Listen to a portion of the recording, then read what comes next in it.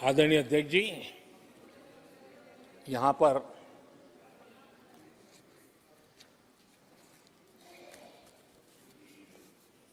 बहुत गुस्सा व्यक्त किया गया।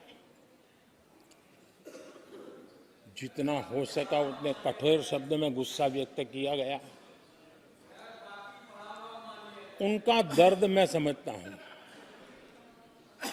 उनकी मुसीबत और ये गुस्सा मैं समझता हूं, क्योंकि तीर निशाने पर लगा है।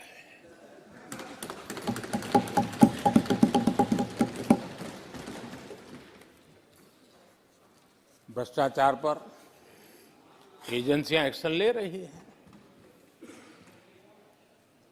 उसको लेकर भी इतना गुस्सा, क्या क्या शब्दों का प्रयोग किया जा रहा है।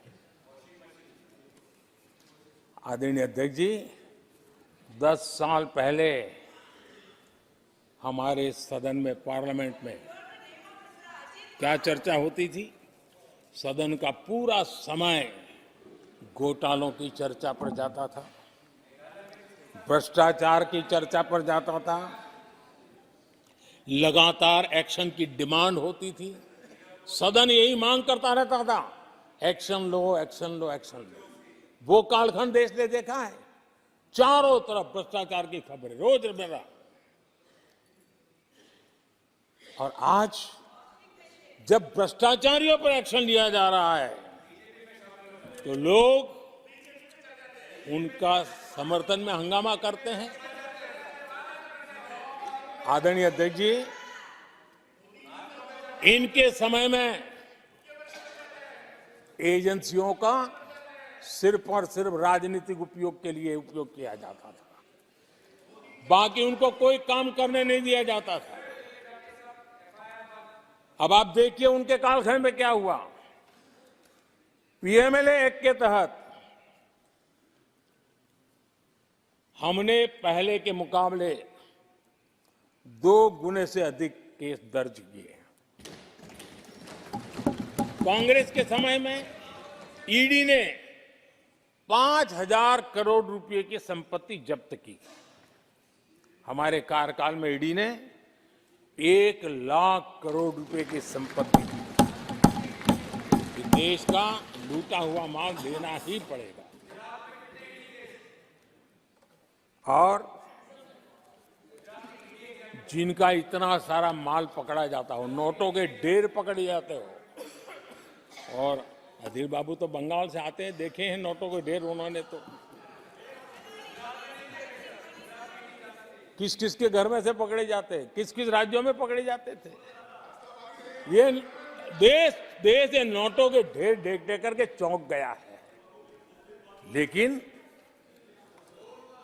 अब जनता को आप मूर्ख नहीं बना सकते। जनता देख रही है कि किस प्रकार से यूपीए सरकार में जो भ्रष्टाचार की बातें होती थी, उसका टोटल 10-15 लाख करोड़ का रहा है। चर्चा होती थी। हमने लाखों करोड़ के घोटाले तो अटकाए, लेकिन उन सारे पैसों को गरीबों के काम लगा दिया, गरीबों के कल्याण के लिए। अब बिचौलियों के लिए गरीबों को लूटना बहुत मुश्किल हो गया है। Direct benefit transfer, Jan Dhan account, Aadhaar, mobile, उसकी ताकत हमने पहचानी है। 30 लाख करोड़ रुपए से ज्यादा रकम हमने लोगों के खाते में सीधी पहुंचाई। और अगर कांग्रेस के एक प्रधानमंत्री ने कहा था कि 1 रुपया भेजते हैं 15 पैसे पहुंचते हैं, अगर उस हिसाब से मैं देखूं तो हम जो 30 लाख भेजे हैं, अगर उनका जमाना होता तो कितना रुपया कहां चला जाता, इसका हिसाब लगाइए। 15% मुश्किल से लोगों के पास पहुंचता, बाकी सब कहां चला जाता।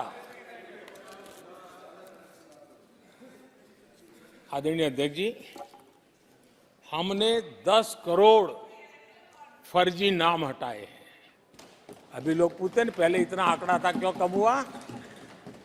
आपने ऐसी व्यवस्था बनाई थी कि जिस बेटी का जन्म नहीं हुआ उसको आपके यहां से विधवा पेंशन जाते थे। और ऐसे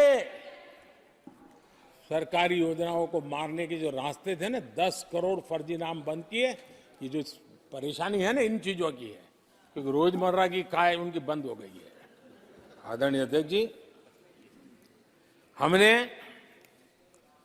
ये फर्जी नामों को हटाने से करीब करीब 3 लाख करोड़ रुपया फर्जी हाथों में जाने से बचाया, गलत हाथों में जाने से बचाया।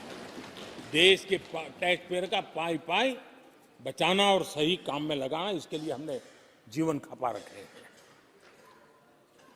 आदरणीय अध्यक्ष जी, सभी राजनीतिक दलों को भी सोचने की जरूरत है और समाज में भी जो लोग बैठे हैं उनको देखने की जरूरत है।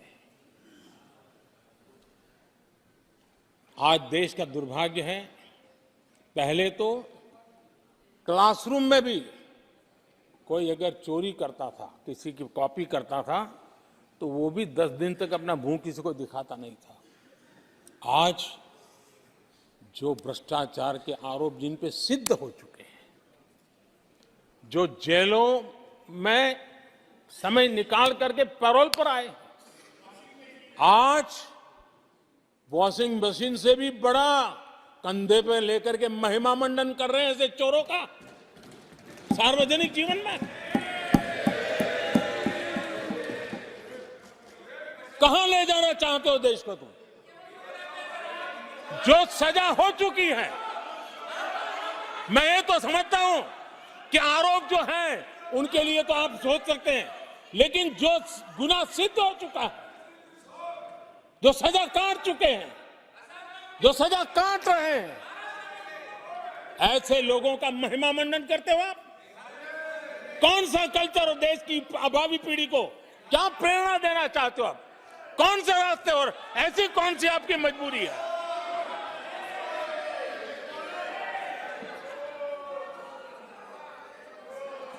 और ऐसे लोगों का महिमा मंडन किया जा रहा है, उनको महान बताया जा रहा है।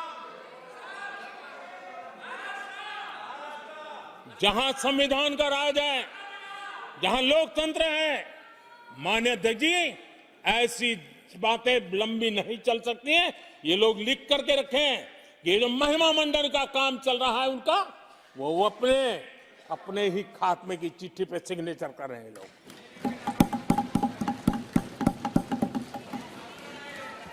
आदरणीय अध्यक्ष जी, जांच करना ये एजेंसियों का काम है। एजेंसियां स्वतंत्र होती हैं और संविधान ने उनको स्वतंत्र रखा हुआ है, और जज करने का काम न्यायाधीश का है। जज करने का काम न्यायाधीश का है और वो अपना काम कर रहे हैं। और अध्यक्ष जी, मैं इस पवित्र सदन में फिर से दोहराना चाहूंगा, जिसको जितना जुल्म मुझ पर करना है कर ले, मेरी भ्रष्टाचार के खिलाफ लड़ाई चलती रहेगी। जिसने देश को लूटा है उनको लौटाना पड़ेगा, जिन्होंने देश को लूटा है उनको लौटाना पड़ेगा। ये मैं देश को इस सदन की पवित्र जगह से वादा करता हूं। जिसको जो आरोप लगाना है लगा लें, लेकिन देश को लूटने नहीं दिया जाएगा और जो लूटा है वो लौटाना पड़ेगा।